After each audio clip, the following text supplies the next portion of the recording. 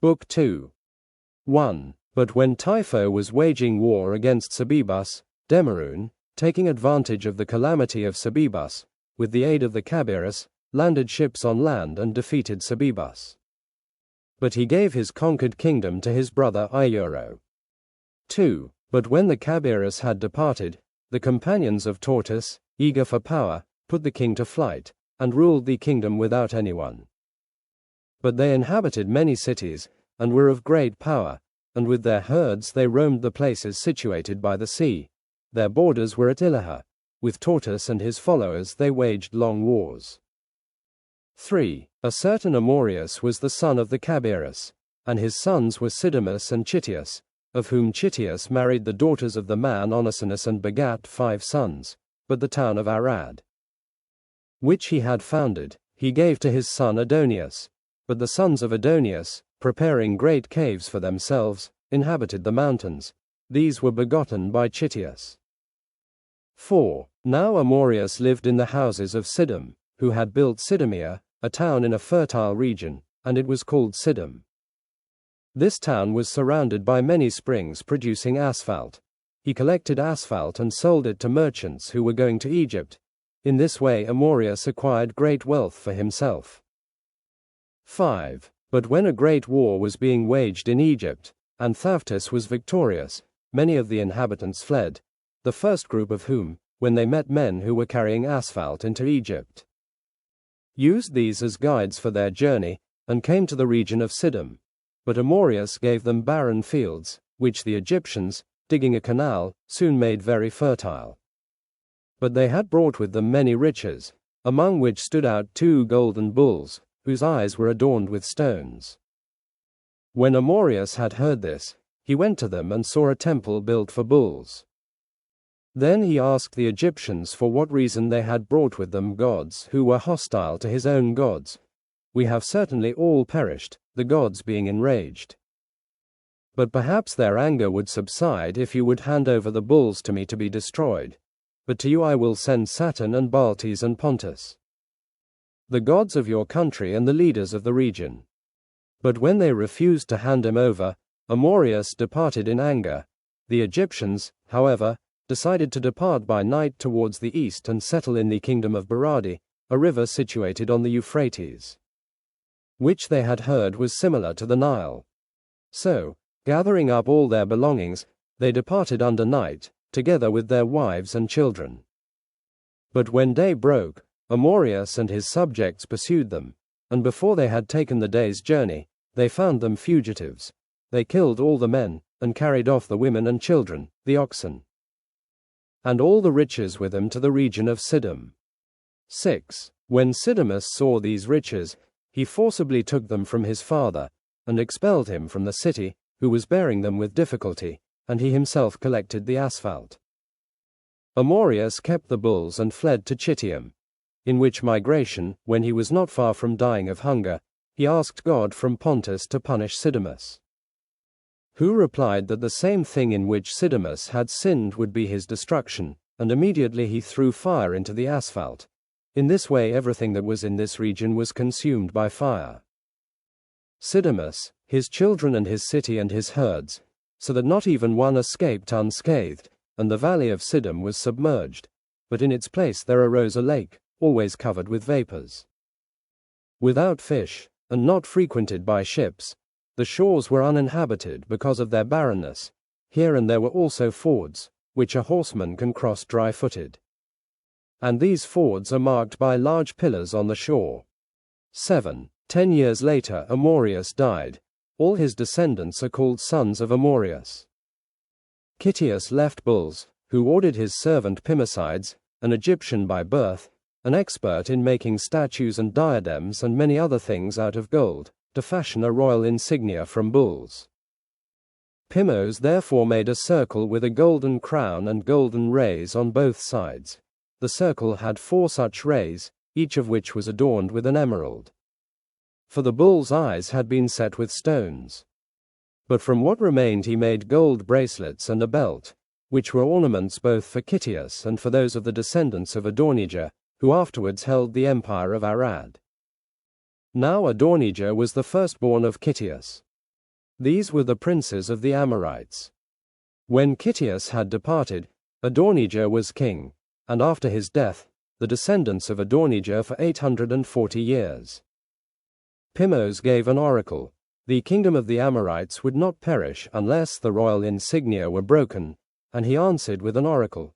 For when the last of the kings, who was also named Amorius, was waging war with the Somerians, the circle with which he had surrounded his head was broken, and the king was soon killed by his enemies, and the kingdom of the Amorites perished. 8. In those times men worshipped Saturn and his sons, but not long afterwards mortals, taking great spirits, married the daughters of Saturn and Tortoise, and begat wicked men, the Raphaenes and the Moalics, men of enormous size. When Saturn noticed this, he addressed his companions in these words: Since evils are now earthly and corrupt, let us ascend to heaven, where we will be safe from the insolence of men. And let us give the land to the giants and the Nabals and the Moalics and the Onychines to plunder, and the towns of men to be captured. From that time on the mountain people have harassed the inhabitants of the plains. 9. Melechethus and Israas were brothers, descendants of Demerun. When they returned home victorious from a battle with the giants and were carrying off great spoils, Melechethus saw Dizon among the captives, and began to burn with great love for him. But since Israas was unwilling to send her away, Melechethus requested that the virgin choose a husband. Diso chose Melechethus, endowed with the most beautiful form. Israas, however, was ugly. Melechethus rendered his most famous wife in songs, which the songs of Tyre still sing on the day before the festival of Melechethus. But when Israas, in order to recover Diso, attacked his brother, Melechethus addressed him with these words: A hawk kills a hawk, and a cedar falls on a falling cedar in the mountains. But what, Israel, are you eager for battle? What for war against your brother? You knew me as a man, yet I would not wish to meet you in battle. We are two torrents, rising on the same mountain, O brother. Why then are you eager for battle? What for war against me, Israel? But he did not answer, but pierced Diso with a weapon, and Melechethus, running to the fallen one, perceived that she was already dead. He mourned the girl for 3 days. Then, having obtained ships from the Cabiri, he departed, accompanied by many. 10. They went down to the sea and sailed towards the island of Citium. But the inhabitants, who were oppressed by the mountaineers in war, he brought aid, and victoriously killed all the enemies whom he captured. Terrified by these things, the rest also went down and made an alliance.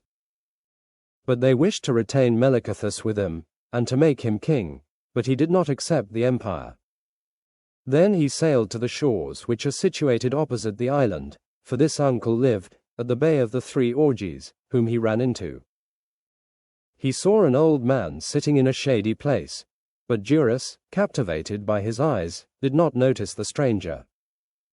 Melechethus, although he had not seen him for a long time, yet he immediately recognized him, and embracing and kissing him, said, May your life be very long. But Eurus, at first lacking the faculty of recognition, said, The sound of your voice is known to me, indeed, but tell me your country and race, so that I may recognize you. For I am blind and cannot see you. But when he replied that he was Melechethus, his brother's son, tears flowed down the old man's cheeks. But he could not speak. Melechethus remained in this place for many days, because the sea was rough and the winds were fierce. Meanwhile, when Eurus, stricken with illness, felt that he would soon die, he addressed Melechethus in these words, Accept my last words. You are strong, my dearest, and courageous. For this reason your name will also be celebrated among men, for you will sail through unknown seas, and as the leader of all. You will see the ends of the earth, and you will be of such authority that you will be worthy of the company of Saturn and the other gods. When he had said this, Eurus died. Melechethus buried him and mourned for 3 days. On the 4th day he rose, washed, and took up his sword. Then he exhorted his companions to board the ship and sail westward to the ends of the earth, as Eurus had said. 11. So they set sail, boarding the ship, but after many days a very strong wind arose, which carried the ship into a shallow bay. Some indeed perished in this place, but most of them reached the shore alive. Naval material was not to be found in this region, and since sailing was very dangerous due to storms, rocks, and reefs, it seemed to all that they should make a journey by land until they could find naval material and a suitable harbor. So they set out and arrived at the foot of Mount Lebanon in Ursiphonia, which they could easily pass to the sea. But Melechethus, who had heard that the peaks of the mountain were sacred and inhabited by the gods, ordered his companions to pass to the sea. He himself ascended to the top of the mountain to perform the sacred rites and worship. He had been on the mountain for 40 days, when he descended and set out towards the west, and found his companions by a great river, who had already built a ship on the farther bank of the river, this mountain, very high and very difficult to cross. No one except Melechethus has ever climbed. Many snakes are found in the swamps of extraordinary size, and the forests of God at the roots of the mountain. In the middle regions the air is foggy, and the peaks that rise higher are filled with snow. Here are the abodes of the gods, to which no one has access except the most holy. 5 days' journey from the mountain was that river, which when they had left, they were carried across to an island, where they found many herds, and they went out to choose some oxen for themselves, since they lacked food. Abibacrus, the shepherd, indeed, tried to prevent them from removing the oxen, but Melechethus drove him away. Then they took everything they needed from the herd by force. The man, however, from a distance, rebuked them for their robbery, but since he used the language of the barbarians and stammered, they could not understand what he meant, and they laughed at him. But they imitated his words and made fun of him. But when they were sailing to an island not far away, they were again shipwrecked, and all of them swam to shore. 12. They endured life there on the shells and fish with which the bay abounded. 4. While Melechethus was sick, no one had attempted to enter the forest to hunt, since it was filled with a terrible noise, as if some wild beast were roaring. But Melechethus, when he had recovered, entered the forest without anyone accompanying him, because everyone was in great fear. So ascending alone and wandering through the mountains, he found a woman sleeping, who, freed from her sleep, ordered him to come near. When Melechethus had done this, he was astonished by her thighs, which had the form of a serpent. Nevertheless, undaunted, he approached the maiden, in order to perceive her will. She said that she was the maid of Queen Liathana, whom Mesesabas had removed from the island in the past, and when she urged him to approach the queen. So he followed the maid, and saw the queen sitting in a large cave, surrounded by servants, all of whom had the same thighs as the one who had brought him. Liathana then addressed him with these words: "I have long noticed that you are a brave and courageous man, and that you will avenge me on Masisaba, who expelled me from the city and forced me to remain there with magical spells. Therefore, you will sail the ship and kill him, after which you will find many riches in his houses. Now he reigns in the region of the Teartessians, the last people of the world." Then she gave him a basket, which she affirmed contained poison. If he anointed a weapon with it, he would immediately kill the enemy with an arrow. Then Melechethus returned to his people through a forest filled with dragons, serpents, and vipers, the divine inhabitants of this region. For Tortoise already attributes a certain divinity to the nature of dragons and serpents, which opinion was later confirmed by the Phoenicians and the Egyptians. For this kind of animals, he teaches, is more abundant in strength and abundance of spirit than all reptiles, and its nature is fiery. For this reason, he says, it also excels in speed, greater than any other, since it has neither feet nor hands nor any other external member to support it, such as are usually used by other animals for movement. Moreover, it shows various and manifold forms of body, and vibrates with sinuous twisted spirals, when it is stimulated with whatever force it pleases. It has a very long life, and not only does it become younger after being stripped of old age, but it also receives greater increases in body and strength, until at last, after a certain course of years has been completed, it dissolves into itself again, as Tortoise himself has left written in his sacred books. When Melicothus, as has already been shown above, had returned to his companions, he addressed them, saying, I saw the queen and her maids, whose feet have the form of a serpent, and whose faces present a terrible aspect.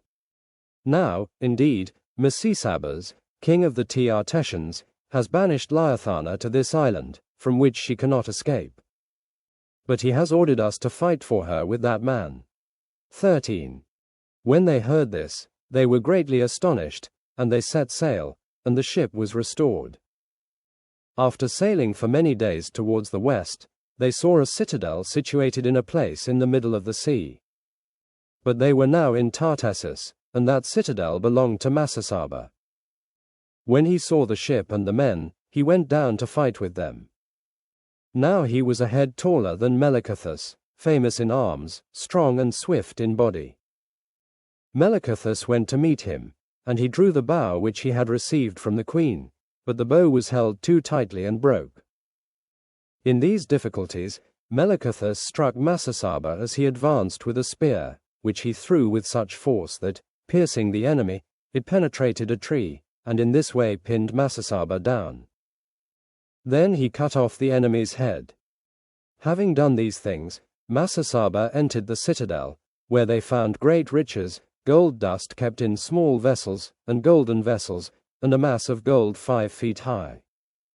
What a great quantity of silver there was is incredible to hear. They carried all this on board the ship. They gathered from the surrounding regions to see him who had won the victory over Massassaba, and to submit to him. Many of them also brought silver with them. From these they heard that the sea ended in this vicinity, and that there was a strait nearby, through which they could sail to the ocean. They therefore set sail and were soon in the strait.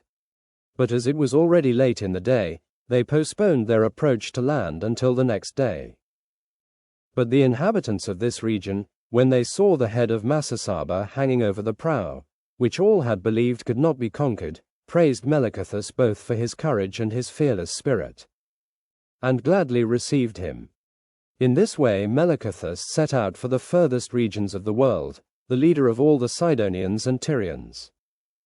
Now the men of the newcomers admired everything, both the ship and the clothes and the equipment, as if they had ships, but not of such great size, and coverings, but not woven, but the skins of wild beasts. For they fed on wild beasts and fish, but they knew little of weaving or other arts, and their instruments were simple and unskilled in art. 14. But Melicothus, who had accomplished such great deeds, they considered to be a god, and so did his companions, but lesser ones. Now there are 2 promontories adjacent to the strait, and Melicothus erected a column on both of them, which are still visible in our own times, named after Melicothus. But those who inhabited that region built him a citadel and a city endowed with a temple, and adorned the whole region with sacred things in honor of the god Melicothus. But the most famous sacred things were in the city. The signs were made of solid silver, of which there was such a great abundance in Tartessus at that time that even the cheapest vessels were made of silver. But when Melicothus once went out hunting, he did not return, and no one saw him or his tomb. Now his companions decided that some should be sent to their homeland to report the deeds, and they chose bachelors for this purpose, since they had married several daughters of the natives. After various difficulties they finally returned to their homeland, and when Israel was dead, they built a temple in his honor in the place where Melicothus had boarded the ship, which still survives in the ancient city of Tyre, but the city was founded in later times. Now they made the god silver, and larger than a mortal in appearance. 15. But the Tyrians have this greatest god, but the Sidonians have Saturn, and we have Baltes. The sacred rites of Melicothus are celebrated after the passing of Herchasea, the last moon of Herchasiphon. For at this time, when the storms have ceased, the ships set sail for the sea. All the inhabitants prepare for themselves the most splendid garments and assemble in the Propylaeum on the evening before the festival. Some of the priests go forward and celebrate all the deeds of Melechethus with songs, and dance in the circle, and spend the night in these occupations. But in the morning, when the sails are lowered, when the sun rises, the god gives off a wondrous radiance. For he looks at the rising sun itself. Then those who are about to sail to Tartessus go forward, to perform sacred rites and prayers for a successful voyage. There are also those who bring magnificent gifts to God. After the sacrifices are made, the sermon is given, and the priests lead the way, praising the god with songs. And they accompany the king of the sea and those who are planning the voyage to the harbor. On this day they play and rejoice and do not refrain from games until all the ships have left the harbor. I myself witnessed all that pertains to this pageant, when I happened to be a young man living in the Tyrian city of Paliopolis, accompanied by Sidmanas the Nebatean, my mother's father, whom the Tyrians had sent with a fleet to the islands and Tartessus to bring auxiliary forces. The priest Herbas was the one who recounted the deeds and achievements of Melechethus. But the city having been taken, the Tyrians fled to an island, and there they celebrated the same pageant, and the sacred rites of the fall.